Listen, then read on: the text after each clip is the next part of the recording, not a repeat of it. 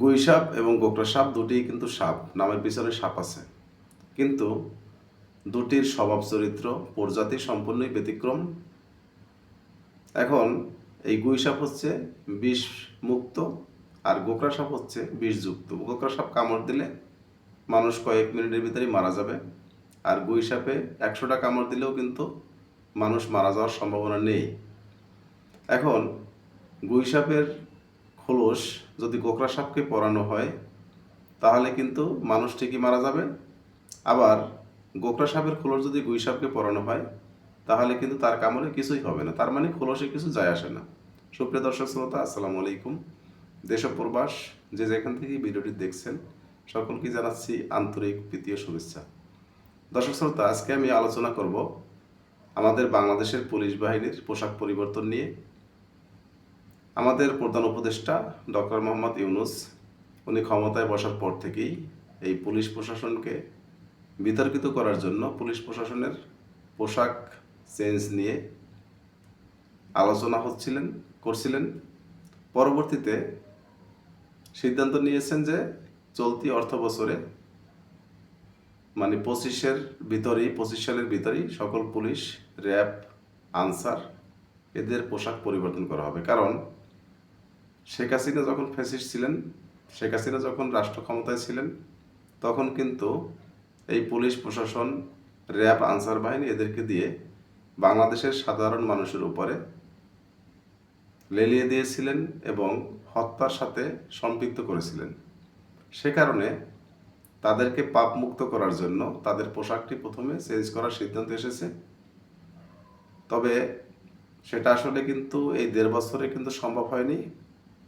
এই মাসে কিছু পুলিশের এবং কিছু র্যাবের, কিছু আনসারের পোশাক চেঞ্জ হয়েছে পর্যায়ক্রমে। একটা সময় কিন্তু সকল পোশাকই কিন্তু চেঞ্জ হবে, কারণ যাদের নতুন পোশাক এখনও আছে সেটা মোটামুটি পুরাতন না হওয়া পর্যন্ত চেঞ্জ হবে না, কারণ এটার পিছনে একটি অর্থ ব্যয় হয়েছে। তো সেক্ষেত্রে এত দ্রুত পরিবর্তন করলে সকলের পোশাক, তাহলে কিন্তু সরকার একটি বিশাল বাজেটের সম্মুখীন হতে হবে। এটার পিছনে বিশাল একটি অর্থ সরকারের ক্ষতিপূরণ দিতে হবে, সে কারণে কিন্তু পর্যায়ক্রমে করতে হবে। যাই হোক, এই পোশাক নিয়ে আজকে আমরা দেখেছি যে বিভিন্ন গণমাধ্যমে পুলিশের ইন্টারভিউ নিয়েছেন। আবার কিছু কিছু পুলিশ তারা নিজেদের পোশাক পরে, নতুন পোশাক পরে তারা সোশ্যাল মিডিয়াতে ছবি আপলোড করেছেন।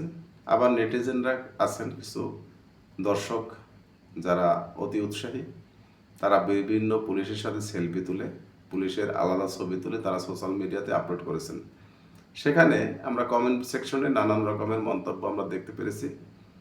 কেউ এই পোশাককে সাধুবাদ জানিয়েছেন, আবার কেউ এই পোশাককে নিয়ে নানান বিতর্ক তৈরি করেছেন। আসলে তর্ক বিতর্ক এটা থাকবে, তবে বেশিরভাগ ক্ষেত্রেই আমরা যেটা দেখতে পেরেছি সেটা হচ্ছে এই পোশাকের বিতর্ক।